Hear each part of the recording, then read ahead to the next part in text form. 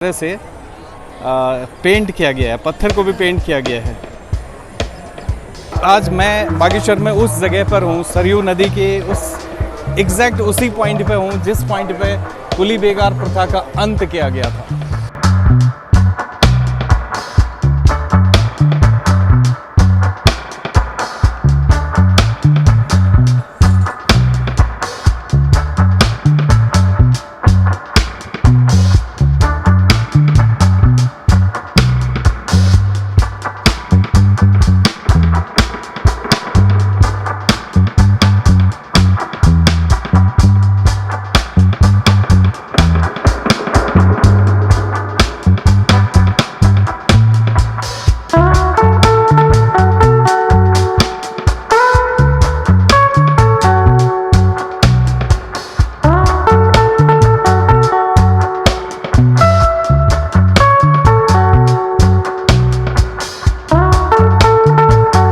Hello friends, कैसे हैं आप। आज हम उत्तरायणी मेला बागेश्वर में हैं और ये इत्तेफाक की बात है, यहाँ मेरे एक दोस्त मिल गए हैं, मिस्टर संजय कुमार बुद्धिस्ट। बहुत बड़े समाज सेवी हैं, रेड क्रॉस से भी जुड़े हुए हैं और समाज की भी सेवा करते रहते हैं। तो अभी हम एक पुल पर खड़े हैं, हमारे दोनों तरफ सरयू नदी है और लोगों की भीड़ आप देख सकते हैं। संजय कुमार बुद्धिस्ट जी, आपका बहुत बहुत स्वागत है हमारे इस ब्लॉग में। और बताइए कैसे है मेला, कैसा लगता है ये। 14 जनवरी 1921 को जो है बागेश्वर में कुली बेगार का प्रथा का अंत हुआ था और उसके बाद आंदोलन के 100 वर्ष पूर्ण हो चुके थे।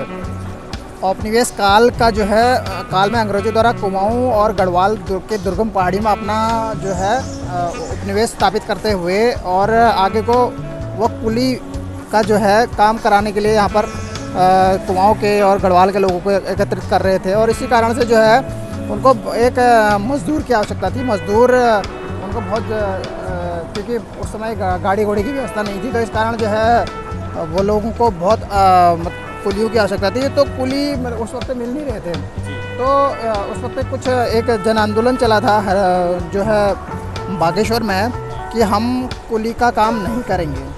तो यह जो आंदोलन था जो हरगोविंद पंत जी के नेतृत्व में उस वक्त हुआ था और साजी के नेतृत्व में हुआ था। और जाहिर सी बात है यहाँ पर जो है बड़ा आंदोलन हुआ उस वक्त और इस आंदोलन को लोगों ने इस पवित्र नदी जो सरयू और गोमती का ये पवित्र संगम है, यहाँ पे इस कुली बेगार का अंत किया गया है। और कुली जो उस वक्त गैजेट नोटिफिकेशन आया था उसको जो है उसको इस नदी में सरयू नदी में बहाया गया। और पैट बोलते हैं हमारे पहाड़ में जो है 13 तारीख को जो है यहाँ पर क्या कहते हैं नहाने के लिए आते हैं लोग। सुबह सुबह इस नदी में डुबकी लगाते हैं और साथ में जो है यहाँ पर उस दिन जो है अपने उपनयन संस्कार भी यहाँ पर किए जाते हैं। दोस्तों, पुल के दोनों तरफ ज़बरदस्त क्राउड है और जो नदी है उसके घाट बनाए गए हैं। उन घाटों पे लोग शॉपिंग भी कर रहे हैं, वहाँ दुकानें भी बनी हुई हैं और जो भी रस्मों रिवाज है जैसे उपनयन संस्कार है वो कार्यक्रम भी चल रहा है। और एक चीज़ मैं आपको और दिखाऊं, यहाँ पर एक शिव की मूर्ति बनी हुई है, पेंटिंग की गई है, बहुत ही शानदार करी गई है। ये मैं आपको दिखाना चाहूँगा। ये एक पत्थर है बहुत बड़ा सा, उस पत्थर पर इस तरह से पेंट किया गया है और ये तमाम लोग डुबकी लगा रहे हैं। इधर आस्था की डुबकी है ये, क्योंकि एक मूर्ति और दिख रही मुझे यहाँ शिव की, बहुत विशालकाय स्टैचू बनी है शिव जी की। और ये बागनाथ मंदिर बिल्कुल पौराणिक मंदिर हैं, राजाओं महाराजाओं के वक्त के मंदिर हैं।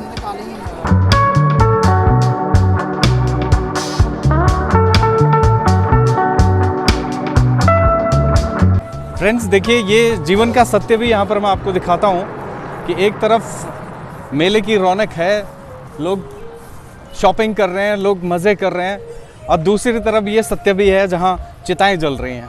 एक अंतिम धाम है, बहुत सारे नंबर में यहाँ पर चिताएं भी जल रही हैं। ये भी जीवन का एक सत्य है ना। एक तरफ आप देखिए जीवन के दो रंग यहाँ पर आपको देखने को मिलेंगे। एक तरफ ये चिताएं जल रही हैं और दूसरी तरफ इस तरह से लोग इतने मस्त हैं मेले में, और सबकी अंतिम यात्रा यहीं तक आनी है, ये सबको पता है। लेकिन ये ज़िंदगी के रंग हैं, कभी खुशी तो कभी गम है। तो देखिए इस तरह से सजा हुआ है, पूरा घाट सजा हुआ है। सरयू नदी है और इस सरयू नदी के उस पार मेला लगा हुआ है, वहाँ बड़ा सा मंच है, उस मंच पे भी अभी हम जाएंगे। सांस्कृतिक कार्यक्रम वहाँ पर हो रहे हैं, बहुत सारे स्विंग्स लगे हैं, झूले लगे हैं बच्चों के खेलने के, तमाम बहुत प्रसिद्ध, विश्व प्रसिद्ध मेला है बागेश्वर में ये। तो इस बीच में हमारे एक और दोस्त हमारे पास पहुँच रहे हैं। आइए सर, कैसे हैं आप? वेलकम। क्या बात है, क्या बात आप कब है। पहुँचे? बस अच्छा लगा, थोड़ी देर पहले पहुंचे हैं। तो अच्छा। फ्रेंड्स, ये हमारे विवेकानंद जी हैं, हमारे बहुत पुराने मित्र हैं। आज इत्तेफाक की बात है कि संजय बुद्धेश जी के बाद हमें विवेकानंद जी मिल गए हैं। इनसे भी पुराना रिश्ता है, ये भी समाज सेवा में लगे रहते हैं, अपना बिजनेस भी चलाते हैं, टीचर भी हैं।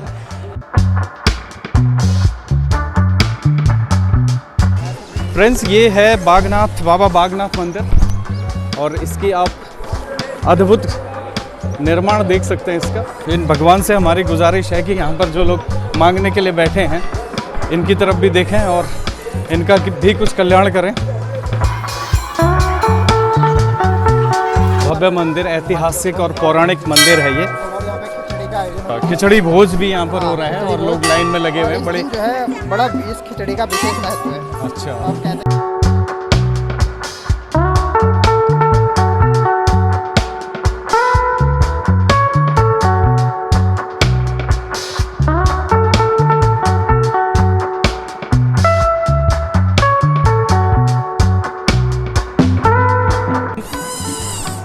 जहाँ पर सांस्कृतिक मेला है, जहाँ सांस्कृतिक कार्यक्रम हो रहे हैं उस तरफ को जा रहे हैं। जो सांस्कृतिक कार्यक्रम होते हैं, बहुत बड़ा फील्ड बना हुआ है और नुमाइश खेत कहते हैं उसको। नुमाइश खेत में बहुत ही बड़ा फील्ड है और वहाँ अनेक तरह के सांस्कृतिक लोक गायक आए हुए हैं, वो भी आपको दिखाएंगे।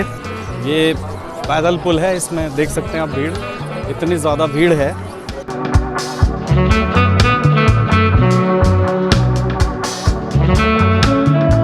यहाँ पर एक पैदल पुल बना है जिसमें लोग पैदल जा रहे हैं, प्लस नाव की भी व्यवस्था यहाँ की गई है। बैटरी वाली नाव है, आप नदी पार कर सकते हैं, इसकी सवारी कर सकते हैं। 12 बजे हैं दिन के, 12 बजे ही इतनी भीड़ है तो ये 3-4 बजे तक तो फिर तिल रखने की जगह नहीं होगी यहाँ पर, इतना भयंकर हो जाएगी भीड़ यहाँ। पेंटिंग है, खूबसूरती से सजाया गया है शहर को और ये दुकानें हैं इधर।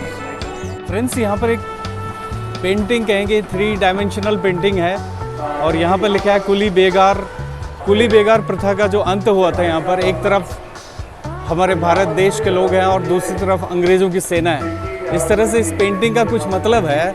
आज मैं बागेश्वर में उस जगह पर हूँ, सरयू नदी के उस एग्जैक्ट उसी पॉइंट पे हूँ जिस पॉइंट पे कुली बेगार प्रथा का अंत किया गया था। तो ये वो पॉइंट है, इस पैदल पुल के नीचे, ये पैदल पुल है, इसके नीचे इसी सरयू नदी में इसी पॉइंट पर कुली बेगार प्रथा का अंत हुआ था। तो इसलिए भी बागेश्वर एक ऐतिहासिक स्थल है, इतने बड़ा आंदोलन इस जगह से स्टार्ट हुआ था। अभी हम नुमाइश खेत में पहुंच चुके हैं और ये बहुत बड़ा फील्ड है। पहाड़ों के हिसाब से इतने बड़े फील्ड बहुत कम होते हैं, बनाए जाते हैं, बट ये नेचुरल फील्ड है। इसमें बहुत तरह के प्रदर्शनी लगी हुई है, इतने बड़े झूले यहाँ पर लगे हुए हैं, ये बच्चों के लिए टैक्सी गाड़ी, और भीड़ इतनी है कि आप खुद देख सकते हैं, इतनी ज़्यादा भीड़ है कि यहाँ चलना भी बड़ा मुश्किल हो रहा है। बट एक चीज़ है पहाड़ों में कि आप जेब कतरे नहीं मिलेंगे आपको यहाँ जेब कतरों से कोई सावधानी बरतने की ज़रूरत नहीं है। तो निश्चिंत होकर आप इन मेलों का लुत्फ़ उठा सकते हैं।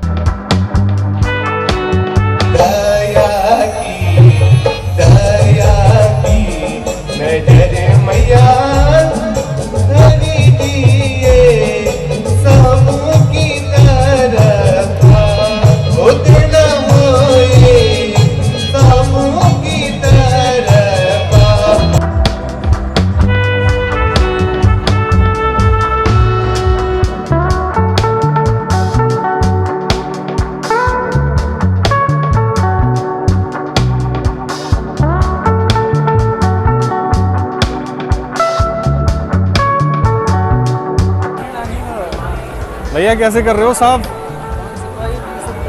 20 रुपये में, फिर बाद में बढ़ा दोगे? और यहाँ की जो खास पहचान है वो पहचान है यहाँ तांबे के बर्तन। तो ये तांबे के बर्तन आपको यहाँ बहुत सारे मिलेंगे तांबे और लोहे की कढ़ाइयाँ भी बड़ी बड़ी कढ़ाइयाँ हैं।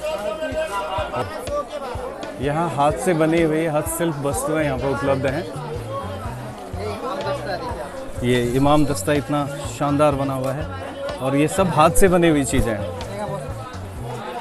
और मॉडर्नाइजेशन हुआ है, लोहे के भी फ्राई पैन्स बनने लगे हैं। तो इस तरह के पैन्स बने हुए हैं, शानदार जी। ये और अंदर से डिज़ाइनिंग भी कितनी बेहतरीन कर रखी है इसमें, शानदार बना हुआ है। Thank you. और ये देखिए कढ़ाई, ये हाथ से बनी हुई इतनी बेहतरीन फिनिशिंग है हाथ की कलाकारी में भी। आपका नाम क्या है सर? मेरा अमरनाथ। अमरनाथ जी ने ये अपने हाथों से बना रखा है और इतनी शानदार फिनिशिंग दे रखी है इसको। हमारी फोटो भी डालो एक। हाँ हाँ बिल्कुल, आपकी फ़ोटो आएगी सर। तो कब से कर रहे हैं सर आप ये शॉप? कब से कर रहे हैं? 40 साल हो गए, क्या बात।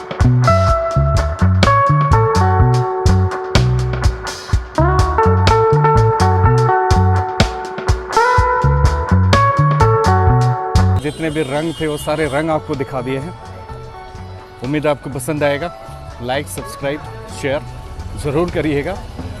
और मेले का जो पहाड़ का आनंद है उसे आप दूर से ही लीजिए, यूट्यूब के माध्यम से लीजिए।